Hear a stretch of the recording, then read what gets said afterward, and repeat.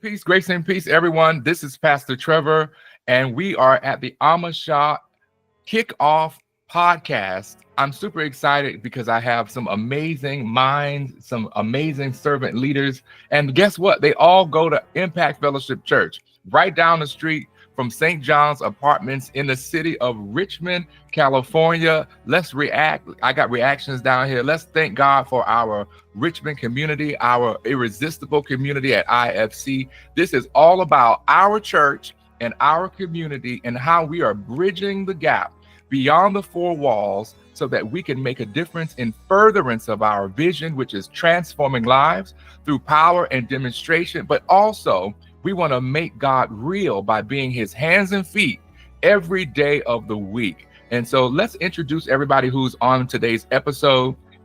You can just go as popcorn. I already introduced myself.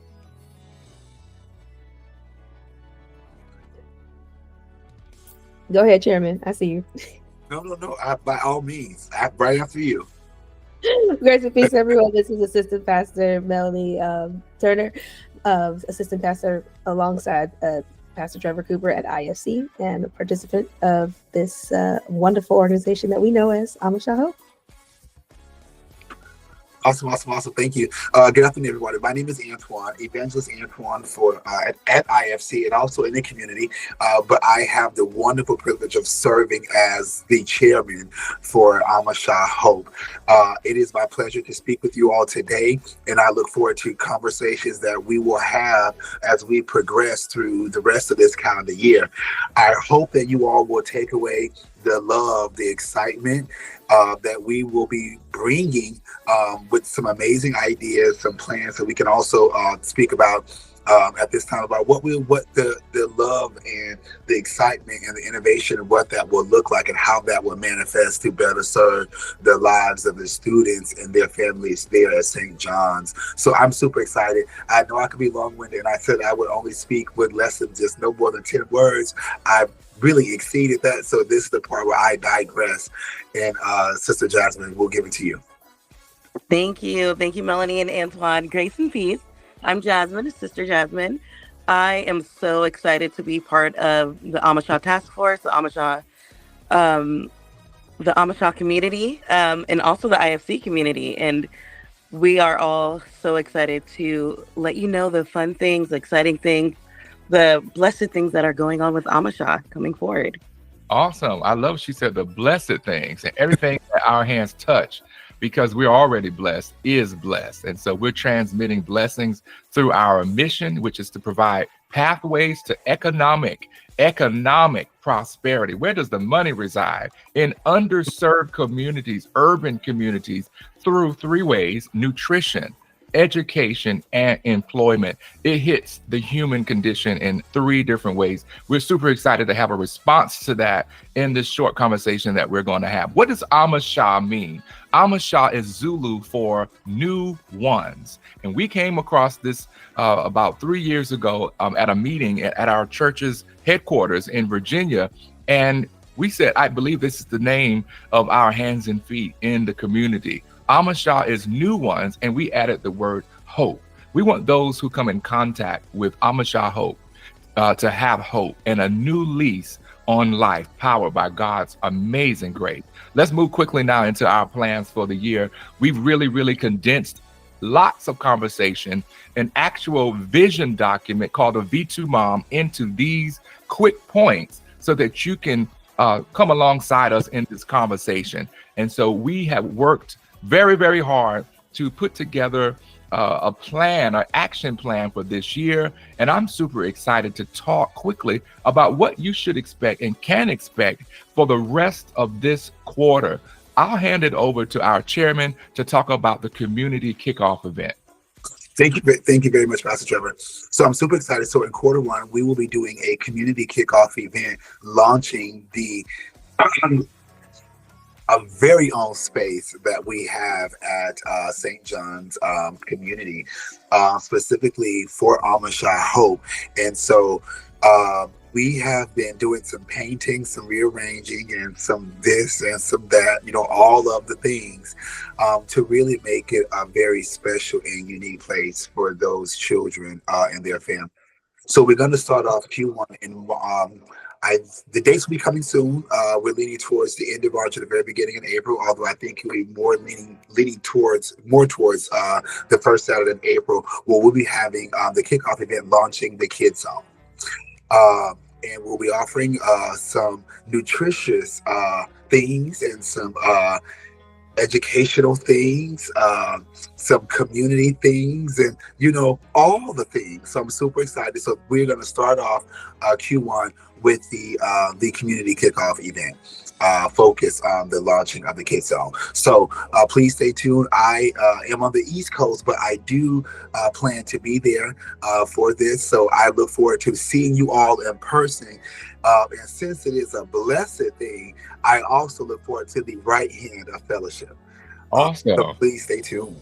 Wow, that's awesome. Well, the Kids Zone has been in the works, from what I know, to be several months. And I must highlight the fact that we have a space that we can call home within the St. John's community, but we don't want to be remiss. We want to make it clear that IFC children and families are also welcome to come to the launch of the Kids Zone. We want to make sure that I don't want to call names, but our children at IFC know that there is a place that they can go. They can go anytime, but certainly when we're having events to participate in the Kids Zone, that's where everything is going to go down. It's all about the kids. We love the kids. And so we're super excited about this launch. I mean, it's going to be a state-of-the-art place, but more than anything, a safe place for kids, because we don't have a lot of safe places for kids outside of their own homes. All right, so quickly, we'll move into Q2. What are we expecting to happen in Q2, Chairman? And feel free, Sister Jasmine and Pastor Melanie, to chime in. I know our conversations really talked about student success and the opportunity divide that we realize is a real thing in the lives of not only school-age children, but young adults as well. Can you talk about the importance of these workshops towards these populations? Oh, absolutely. And I will I would need to lean on Pastor Melanie and Sister Jasmine for the intricate details of this, but this is where I'm super excited. So those of you who are familiar with Amasha and what we've been doing, particularly so the St. John community, and even for members of the IFC family, we've been doing a homework help club is what we've done for like the past two years or past 2 summers. So what we're going to pivot now and move towards is more of like an advocacy. Like an advocacy type of a student success model. And what that would entail is like providing support for those students and families who need assistance with advocating for student achievement as it relates to the education system. We're going to detail about that later on. But in terms of the Q3 programming, we're going to be doing some back to school type of programming in addition to some small workshops specifically for families and students. Now, Sister Jasmine, Pastor Bill, if you can give me just a little bit of information regarding what people can expect or look forward to for just some of those workshops. And also, if you can speak a little bit about it's being child or student specific versus being parent and adult or young adult specific as well. Because as Pastor said, we in here for the long haul and we're going to help everybody. So we do believe that blessings in the forms of like education or resources or support really does pass and trickle down or slide over. Okay, you all, definitely. Let's talk about what those workshops will entail and why are they important. I know that when we hear workshops, we hear the word work.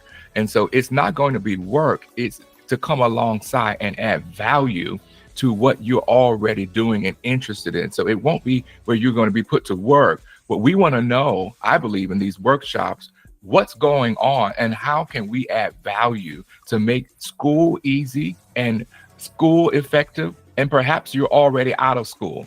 Well, what can I do to be upskilled and to actually put more into my resume and my career goals? So how can these workshops help this broad range of ages? I'm so glad that this question was presented because what we have come to understand in our conversation is that student support is not a singular channel or a singular method of supporting them. Homework help was a great catalyst as far as being able to build relationship and rapport with the young people and their families.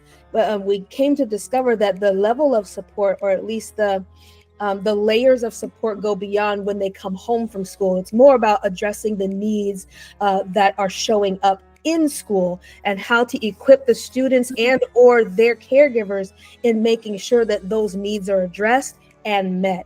So a lot of what we are hoping to present to you all through these workshops are just the opportunities that are available and the resources that are available to students, to their families, to young adults who are trying to upskill so that they can be marketable and presentable to the workforce. Just give them skills, give them language, give them scenarios, give them opportunities to practice what it means to recognize their environment, recognize their needs, voice those needs, and take the necessary steps to get those needs met. Oh, wow. Wonderfully stated. It really sounds like these workshops are going to meet people at the level that they're at, with some individualized attention and really redirecting parents as well as students to the resources that are already available, but in a safe and reaffirming environment. Absolutely. And we have a wealth of knowledge between us. I know Pastor Melanie works for Oakland Unified School District. I've worked for years in special education with Berkeley Unified School District. So we're well equipped to help you and to find the resources that you need. And I know Pastor Trevor himself is currently advocating and being a liaison between a student and her school needs, which is a really beautiful help for her and her family. And so with our knowledge and partnering with different programs and agencies, we got you covered, we got what you need, and we know who to find and who to guide you to for what you need for different workshops. And the workshops, like Pastor Melanie was saying, Minister Melanie, it's really practical. It's life skills that are going to be valuable to young adults, to your families. It's going to be a really wonderful, beneficial addition to the skills that you already are amazing at. Wow. I mean, this sounds like it's right on time. I think I need to go to a workshop or two, but I'm certainly going to be there. As the executive director of our program, Sister Jasmine will be there. We pray that Antoine, our chair, will be there, and Melanie, who is really, really versed in advocacy already. And then I see on screen we have Vacation Bible School. So it's interesting that people, citizens of our irresistible community, are going to be volunteering in the community and then pointing them back to the church for Christian education. So anybody want to talk about this bridge that we're traveling both ways? We're leaving the four walls and going into the community, and then we're going back to the church after serving in the community. How does that feel, and what does that look like? Well, it sounds like a beautiful walk between two wonderful places of love, unconditional love, to be exact. But in regards to the Vacation Bible School, so we would decide on a week in quarter two, where we will do some Christian education. Amasha Hope will be partnering with IFC Department of Art, Music, and Arts, the Ministry of Music and Arts, the Youth Ministry, the Helps and Hospitality and Wellness Ministry as well, to ensure that although we'll be providing some Christian education in Vacation Bible School, it'll be a wonderful time for families and children to fellowship as well. So I look forward to seeing each of you. I don't know if I'll be there for the whole week. I'm going to try, but I do look forward to seeing you at that times, and also tapping into additional resources that may be on a need basis at that time as well. Again, there's a wealth of knowledge and resources that's in-house and at our fingertips. So look forward to seeing you. Absolutely the case. Well, I do know that we're looking at an evening time Vacation Bible School, which is better for adults that work during the day.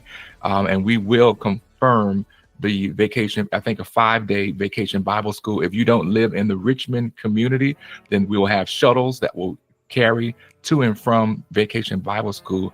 I remember making friends as a kid with Vacation Bible School with kids who didn't go to my school. And it was always a good time, particularly because they had free food and drinks in the evening times. Awesome. Well, quickly, let's move into Q3. And Vacation Bible School would be in June. So that's like right after school ends, which I believe is still the end of Q2. So Q3 is when the summer's coming to a close. This back to school jamboree. Anybody want to talk about the back to school jamboree? I know about it, but I want y'all to talk about it. Well, that's is what we did with some local agencies. What did we do last year? Who was it with the Richmond? The Bay Area Rescue Mission. Okay, the Bay Area Rescue. Yes. Which is in Richmond. Which is in Richmond, yes, absolutely. Oh no, I'm on the East Coast, but I'm learning. I'm trying. I just learned how to say Contra Costa. Anyways, we'll come back to that. I digress. Coco County, that's it. Coco. You're right. I'm learning. With the Bay Area Rescue Mission or Rescue for the backpack giveaway. So we look forward to that, in addition to some other things and other programming that we'll be doing as well. And if anyone wants to speak to that, please feel free to do so. I will say, I'm sorry, but the Bay Area Rescue Mission, before we had Amasha Hope, IFC would donate thousands of dollars every year to the Bay Area Rescue Mission. So when we have issues where people are homeless or displaced, we have a private number that we can call that will jump our church people ahead of the line so that they're housed. So this is a relationship that goes back years prior to Amasha Hope. I want to say that because they are a strategic partner of IFC that now they do a jamboree and it serves the entire city. And so we're just happy to be in league with them. I'm sorry, Sister Jasmine. Oh, no worries. I was just kind of going to echo what you said. I love that the Bay Area Rescue Mission is in the community, just like right across the street from St. John Apartments. And so, and word of mouth just gets everyone knowing that right before school starts, they do an amazing back to school drive, backpacks, all the goodies, food. And it's been a really good benefit to the children and their families, with not only having the materials and the resources to go back to school with the backpacks, but also just pumping kids up and getting them ready and excited for the new school year. Absolutely. I remember being asked to lead prayer. It's a whole service because Bay Area Rescue Mission is a Christian organization. So if you are a recipient of their services, they have Christian education built into their homeless shelters. They separate women and children from the men, but they all are required to go to church or to go to their services in exchange for staying there. And I think that it is so important to have a parallel between human need and spiritual need. Okay, so I also see the activation of student success for the school year. What does that mean? I do recall in our conversations that when school lets out, it's a great time to recalibrate and assess the successes and areas of opportunity for children who might be on IEPs or require additional supports and accommodations. So in Q3, not only are we celebrating and at the Jamboree, but we also would want to be intentional about getting parents and children on track within the school system. Can somebody talk about the importance of that timing? So we want to, again, I'm sorry, Pastor Martin, go on. Well, I don't know what you were going to say already, Evangelist, but addressing needs at the beginning of the school year is critical for families, specifically because there are timelines that are attached to processes within the district.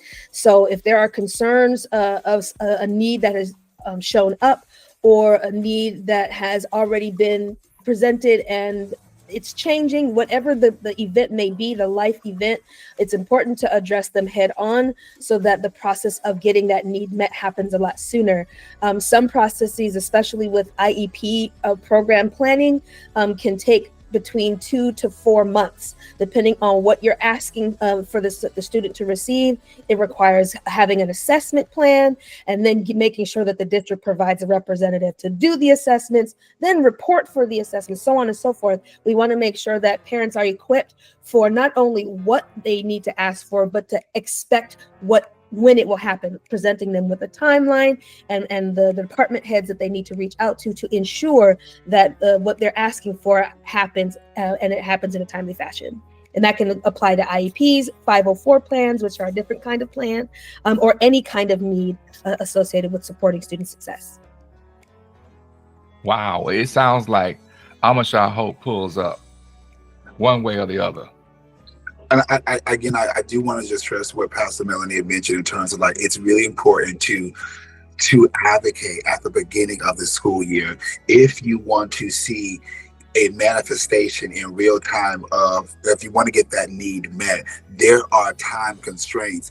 So this is not, we just woke up and said, you know what, we're going to do this today.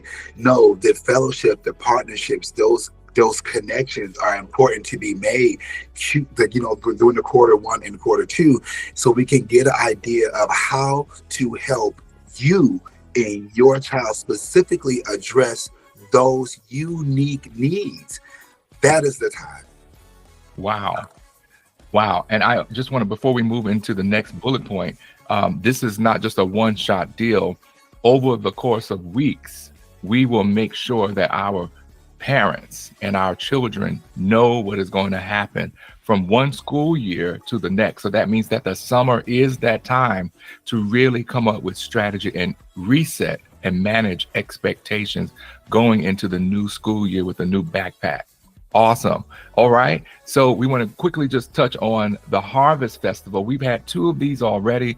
This is our version of Hallelujah Night, because we use a multi-purpose space, and Amasha Hope is not in and of itself a church.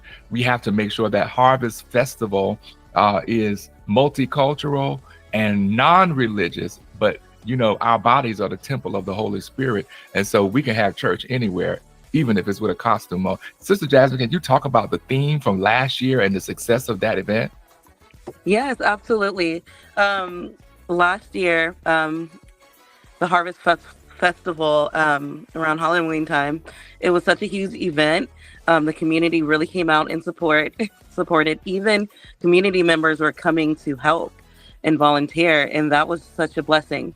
The theme for this event, we strategically made it an ancient Egyptian theme, and that way we can showcase what we were doing at Amasha Hope on the education end. Students and their families came out and learned some fun facts about ancient Egypt.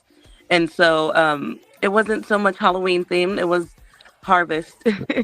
Harvest, and it was education themed, which was really nice. And the food was amazing. The families came out to help. We got to play games. We got to do a little educational aspect. We got to eat. And things went great overall. It was a really big success. I think maybe I would say we had at least like maybe 100 people come in and out.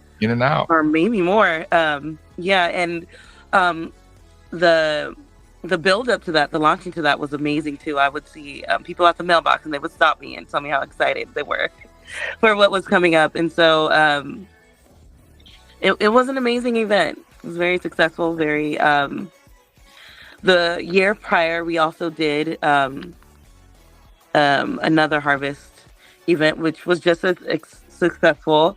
A lot of families there too. It was the first one that we did. So we built on and learned about from the first one to how to transition to do another second one. And it was really amazing to see.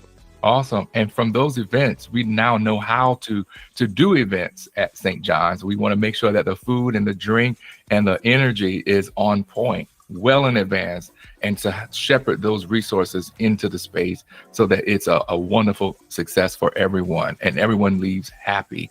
And we want to say that the parents helped break down this last time, which was something that they didn't do the year before. So Amasha Hope is at work in the hearts and the minds of the community. And we're super excited to have management, Ms. LaShonda Miles, offering the multi-purpose space to us that we are recreating and reimagining for free. Amazing. We got the keys. Awesome. Last but not least is Q4. This is when the year sort of slows down. December is cut in half, and November is cut into 3 quarters because of the major Thanksgiving and Christmas holidays. And so last year, Amasha Hope was very much in the trenches, but not necessarily on the front row. But we were supporting and building partnership pipelines in Richmond. There are 2 organizations that we are in partnership with. One is the Guardians for Justice, and the other is the Rosie the Riveter Trust. They came to us and said, we want to put together a toy drive for youth and teenagers, and can you help us sponsor the event? And Amasha Hope gave a check for $750 that went towards a major event. We'll share the photos in the Digital Fellowship Hall and in the presentation post-edit. But we want to say that Amasha Hope not only is operating at St. John's, but our long arms are operating across the city, including the city council. Miss Jamila Brown was just elected the District 1 city council member, and she and I have a personal relationship that we're going to leverage on behalf of St. John's and IFC, which sits in her district. So we now have the ear of government that now is aligned with IFC and these co-sponsoring organizations. Last year, we gave away turkeys at St. John's. We gave away 14 turkeys in partnership with Landmark Restoration Fellowship under Pastor Kim Heidelberg. We and her had a lunch together, and she said, oh, by the way, I have 14 turkeys. One of those turkeys went to Queen Mother Johnson at IFC because she has a big family. And the other turkeys went to St. John's. We want to double that amount. And hopefully we will be able to do that this year. Last but not least, IFC and Amasha Hope are in partnership to raise $25,000 this year. And I'm happy to announce that we are very, very close to our goal based on actual donations and pledges that are coming in. I'm happy to announce that we are, combined with pledges and actual donations, are at $20,000, excluding the $2,000 that have already been raised by our fundraiser for us through popcorn sales. So really, we are already at $23,000 combined. Let's give God a praise that it's only February and the work has already been substantially completed. And so we will be driving the fundraiser for us forward with the goal of closing the gap and meeting our goal of 25K and then exceeding it, because I feel Jesus right there. He's the one who does exceedingly and abundantly above we could ever ask or think, but we have so much more opportunity. People are constantly giving to Amasha Hope. And so we're going to easily exceed 25K sometime before the midpoint of the year. Any other thoughts before we get out of this episode with the roundtable? Not for me, but I'm super excited. Again, I hope that this was informative for you and also inspiring on some level. And I hope that you all are excited, just as excited as we are, to meet you in the middle of the road, right where you are. Thank you. Pastor Melanie or Sister Jasmine, let's make an appeal. Since you both have children and growing families, how can we connect IFC and Amasha Hope in St. John's together? I definitely see the value in volunteering, especially for those who are also looking to upskill their marketable skills. Because Amasha Hope is a 501c3 organization, you can list your services in your resume. So anytime you participate in nonprofits and you are either learning or executing with certain skills that are marketable, you can put that on paper. And when you're looking for jobs that highlight or are looking for those kinds of skills, you can say you got them with IFC or you got them with Amasha Hope. So this is a mutually beneficial opportunity that we are extending to our ministry partners and outside network. Come see about us and see what you can glean, what you can learn, and see how you can contribute. And just look at what the Lord will do when you plant a seed of faith just by your actions, by giving your time, if not your talents and your treasures. If you're giving one of those teas, I promise you it's going to come back exponentially in Jesus' name. I'm a living witness.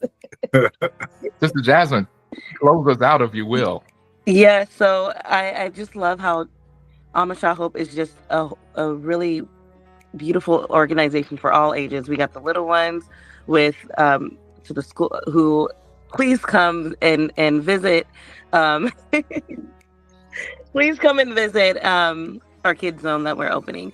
And then from the young adults to families who are older. And so as Melanie was saying, it's a beautiful organization for helping all, for sprucing up your resume, for learning skills, adding things to your resume.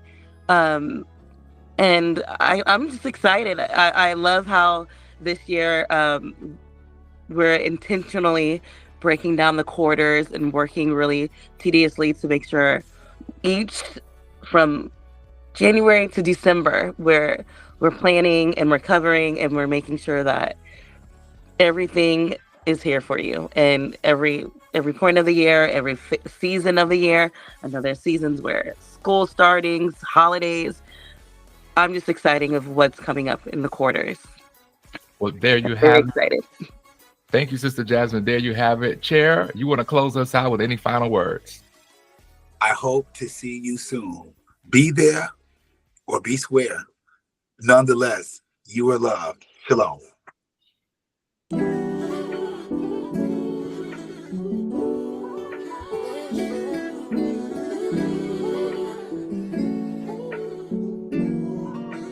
Don't gotta worry, 'cause you got me here.